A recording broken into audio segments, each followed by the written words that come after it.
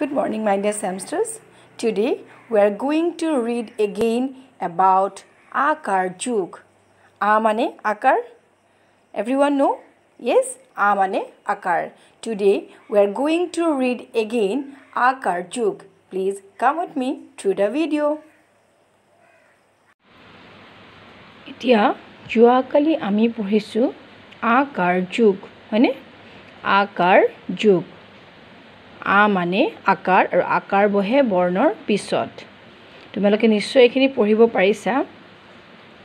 আজি আমি পঢ়িম এখিনিৰ পৰা ঠিক আছে এতিয়া এইটোলৈ মন কৰা বৰ্গীয় জ যুগ আ বৰ্গীয় যত কি হৈছে আকাৰ যুগ হৈছে আৰু আকাৰ বৰ্ণৰ পিছত বহে সেই কাৰণে আকাৰৰ চিহ্নটো বৰ্গীয় জৰ পিছত বহিছে বৰ্গীয় যত আকাৰে যা হ যুগ আকাৰ হত আকাৰে হা বৰ্গীয় যত আকাৰে যা হত আকাৰে হা বৰ্গীয় জ জাহাজ প যুগ আকাৰ পত আকাৰে পা হ যুগ আকাৰ হত আকাৰে হা ৰ পাহাৰ পত প যুগ আকাৰ পত আকাৰে পা হ যুগ আকাৰ হত আকাৰে হা যুগ ৰ পাহাৰ পত আকাৰে পা হত আকাৰে হা ৰ পাহাৰ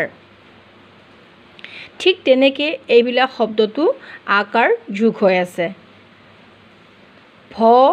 ফত আকাৰে ভা ও দন্ত নত আকাৰে না ভাওনা মূৰ্ধন্য দত আকাৰে দা ব ৰ ডাৱৰ বত আকাৰে বা খ ৰ বাখৰ